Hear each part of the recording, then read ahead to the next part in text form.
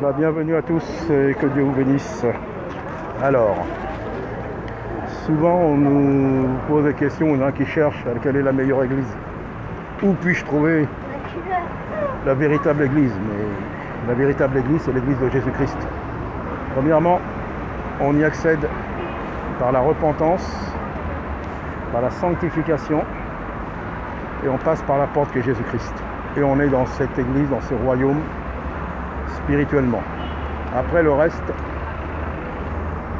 ne faut pas chercher une église où il faut chercher à ce moment-là à marcher dans la sainteté et à ce moment-là demander de rencontrer des frères ou des sœurs, de prier, de demander au Seigneur des gens authentiques, des vrais, pas des gens qui ont l'apparence de la piété comme disait Paul à la fin des temps, pas des gens forcément qui font des grandes prières, qui ont des grands ministères, qui ont une grande éloquence, qui ont un grand savoir, non.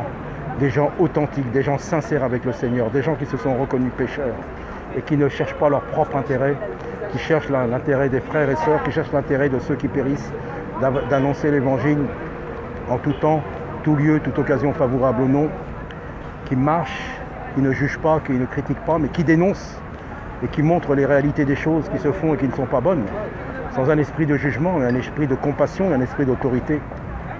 Alors la véritable église, elle existe. C'est l'église de Jésus-Christ. Le fondement, c'est Jésus-Christ. Le roc, c'est Jésus-Christ. Alors, inutile de chercher. Priez, prions.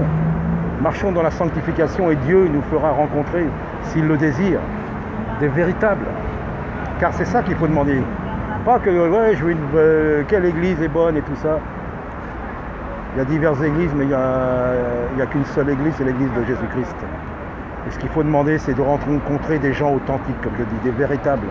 Des gens qui n'ont qu'un seul intérêt, l'évangile de Christ, et de glorifier le Seigneur. Voilà, c'est tout. J'ai rien d'autre à annoncer. Voilà, donc c'est un partage, et c'est ça la garantie d'être vraiment dépendant de Dieu et de marcher vraiment dans la volonté de Dieu et de faire l'œuvre du Seigneur. Et l'église de Jésus-Christ, elle est sainte, elle est puissante, et elle bouge. Donc voilà. Messieurs, dames, bonjour, que Dieu vous bénisse. Je me présente devant vous au nom de Jésus-Christ, non pas pour vous prêcher une religion, mais pour vous prêcher le salut en Jésus-Christ. Jésus est venu une fois pour toutes, il a vaincu la mort à la croix, il est mort et ressuscité, c'est l'évangile. Il n'y a pas d'autre évangile, si un autre vous prêche un autre évangile, qu'il soit anathème.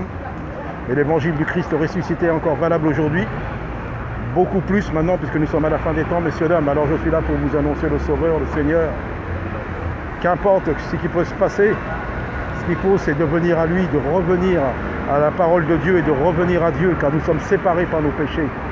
Donc par la repentance, vous pouvez accéder au royaume et à la communion du Saint-Esprit.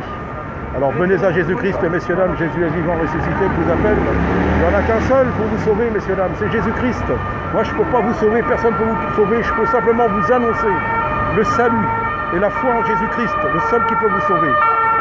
Voilà, je suis là simplement pour vous annoncer le Messie, le retour proche du Seigneur, les choses qui vont arriver, des choses terribles. Et ça a déjà commencé. Ça a déjà commencé, ça va s'amplifier. Alors croyez en Jésus-Christ et que le Seigneur puisse vous bénir, que le Seigneur puisse vous toucher et vous convaincre de pécher.